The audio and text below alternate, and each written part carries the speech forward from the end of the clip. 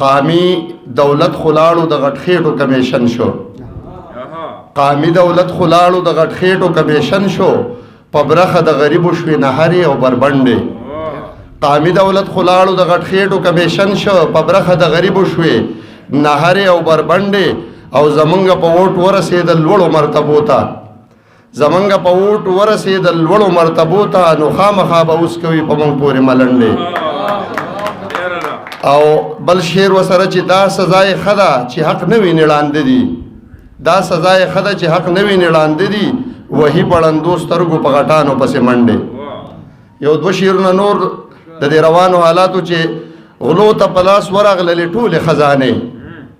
غلو ته په لاس ورغللې ټولې خزانې نه د غریب حق مني او نه چغې د خوار او څوک به شکایت وکړي او څوک به ګواهي چې زوی انجینیر شي او پلار یې ټیکهدار او یو دوه شعرونه نور چې نور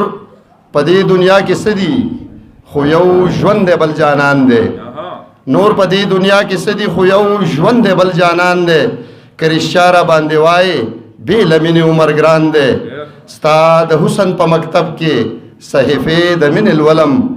ستا د حسن په مکتب کې صحیفې د مینې لولم زه مین یم جانانه او په مینه مې ایمان دی